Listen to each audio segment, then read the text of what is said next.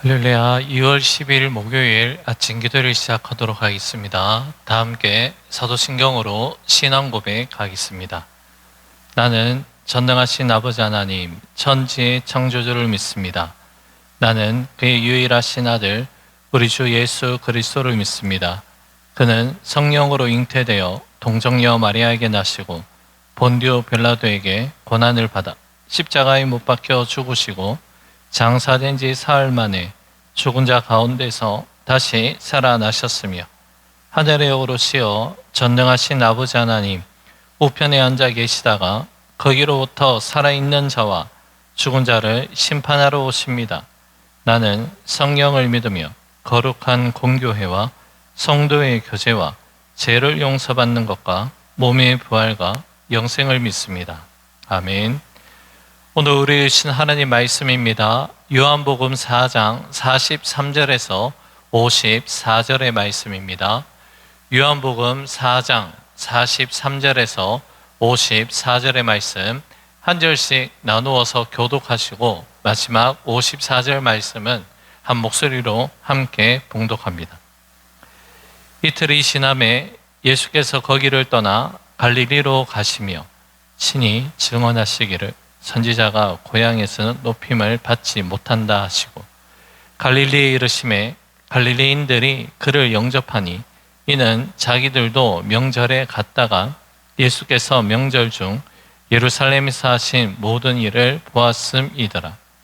예수께서 다시 갈릴리 가나에 이르시니 전에 물로 포도주를 만드신 곳이라. 왕의 신하가 있어 그의 아들이 가버나움에서 병들었더니 그가 예수께서 유대로부터 갈릴리로 오셨다는 것을 듣고 가서 청하되 내려오셔서 내 아들의 병을 고쳐 주소서 하니 그가 거의 죽게 되었습니다. 예수께서 이르시되 너희는 표적과 기사를 보지 못하면 도무지 믿지 아니하니라. 신하가 이르되 주여 내 아이가 죽기 전에 내려오소서.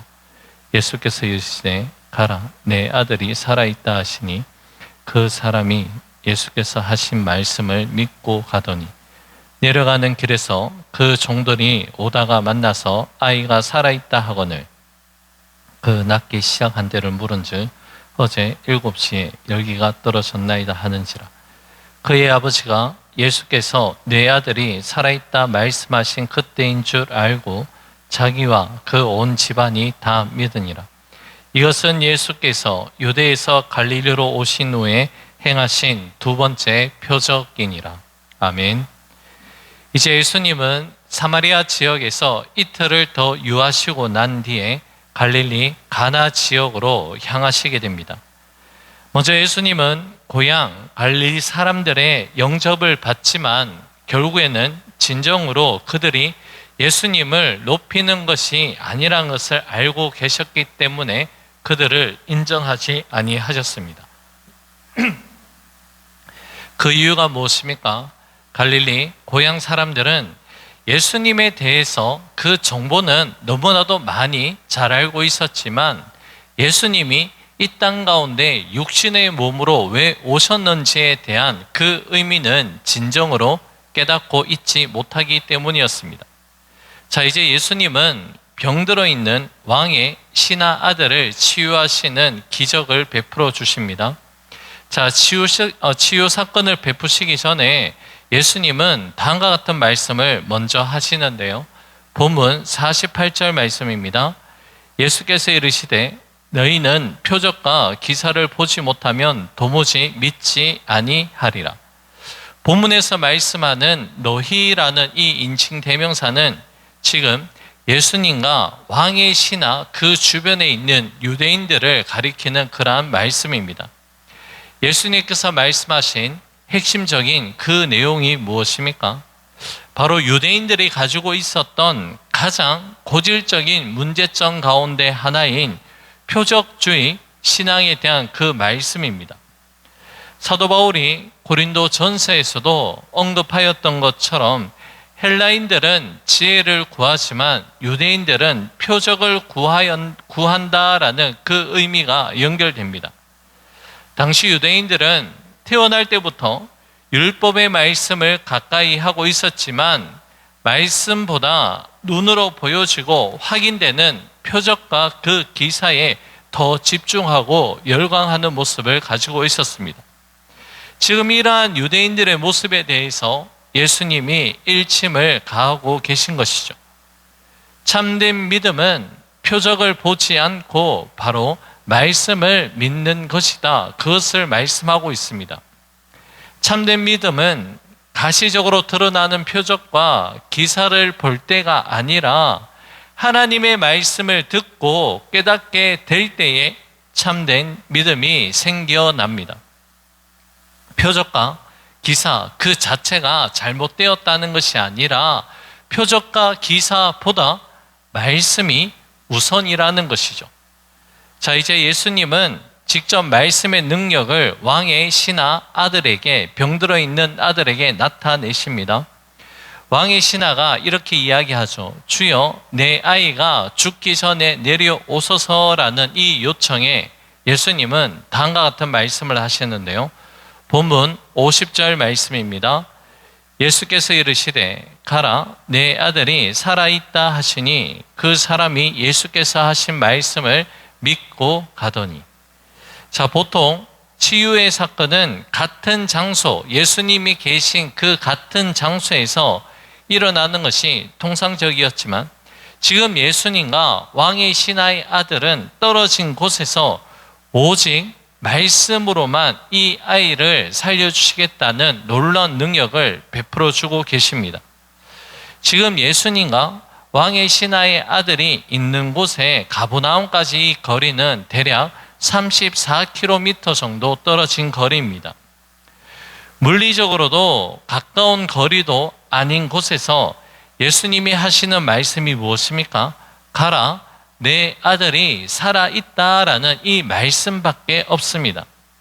자, 이에 대한 왕의 신하의 반응은 어떠할까요? 예수께서 하신 말씀을 믿고 가더니라고 기록되어 있습니다. 예수님 말씀을 말씀 그대로 받아들이면서 그 말씀을 믿고 그대로 나아갔다는 것이죠.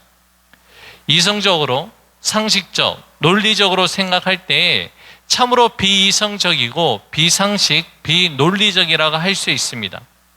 어찌 보면 왕의 신하는 무모한 결단과 행동을 취하는 듯 하지만 왕의 신하의 움직임의 근거는 바로 말씀이었고 말씀만 믿고 나아가고 있습니다.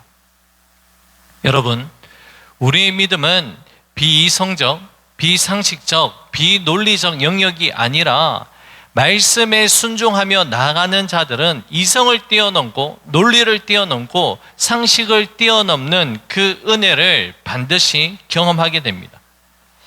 여러분, 요한복음에서 중요한 단어에 대한 설명을 해드렸습니다. 바로 믿음이란 이 단어인데요. 믿음이란 이 단어는 총 요한복음 21장 말씀 가운데 약 100회에 가까운 말씀이 기록되어 있습니다. 피스티오라는 단어로 쓰이는데요.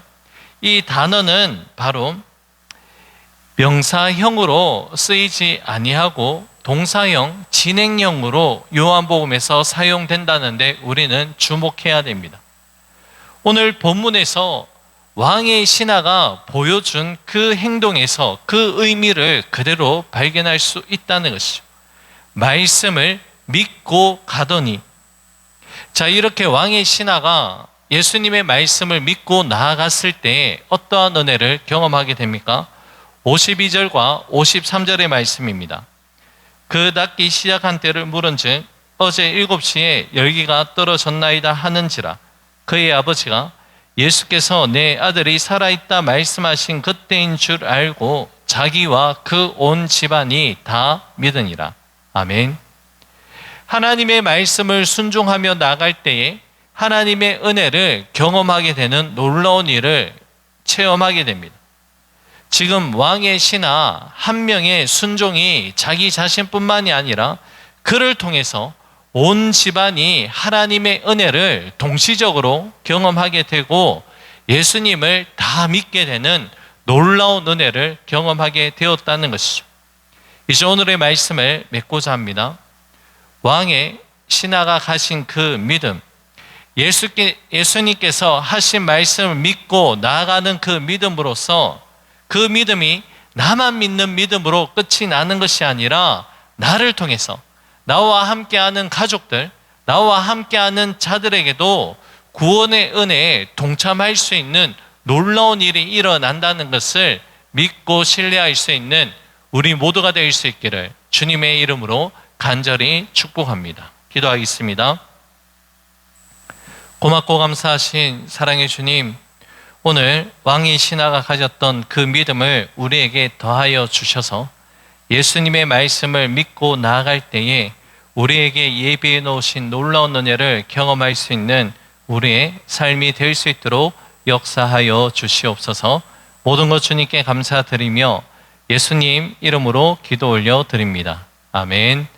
하늘에 계신 우리 아버지의 이름을 거룩하게 하시며 아버지의 나라가 오게 하시며 아버지의 뜻이 하늘에서와 같이 땅에서도 이루어지게 하소서. 오늘 우리에게 일용할 양식을 주시고 우리가 우리에게 잘못한 사람을 용서하여 준 것 같이 우리 죄를 용서하여 주시고 우리를 시험에 빠지지 않게 하시고 악에서 구하소서. 나라와 권능과 영광이 영원히 아버지의 것입니다. 아멘. 개인적으로 기도하는 시간을 가지겠습니다.